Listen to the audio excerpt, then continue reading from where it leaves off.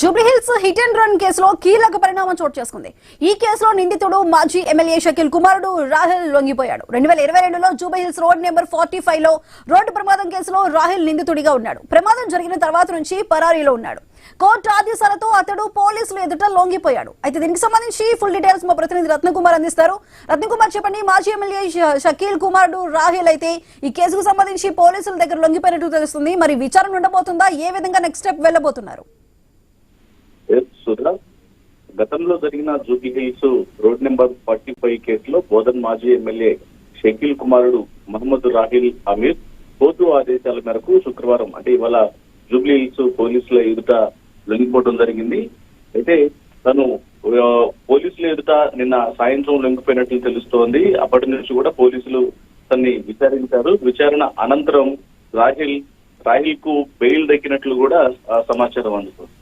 గతంలో అంటే 2022 మార్చి 17వ తేదీన రాత్రి జూబ్లీహిల్స్ లో రోడ్ నెంబర్ 45 మీదుగా వెళ్తున్నటువంటి ఒక కారును చిన్నారిని ఎత్తుకుని రోడ్డు దాటుతున్నటువంటి మహిళను ఢీకొట్టింది. ఈ ప్రమాదంలో చిన్నారి మృతి చెందగా ముగ్గురికి గాయాలయ్యాయి. ఈ కేసుకు సంబంధించి రాహిల్ ఇప్పుడు లొంగిపోవడం జరిగింది. ప్రమాదం జరిగినప్పుడు వెంటనే కారును వదిలేసి పారిపోయాడు. అయితే కారుపై బోధన్ ఎమ్మెల్యే షకీల్ పేరుతో ఉన్నటువంటి స్టిక్కర్ ఆధారంగా పోలీసులు 4 బృందాలను ఏర్పాటు చేసి అప్పటికే అతని కోసం గాలింపు చర్యలను చేపట్టడం జరిగింది. కారును తానే నడిపినట్లు మహమ్మద్ మాజ్ అనేటువంటి కారులో అప్పటికే అఫ్రాన్, రాహిల్, మహమ్మద్ మాజ్ ఉన్నట్లు కూడా గుర్తించడం జరిగింది.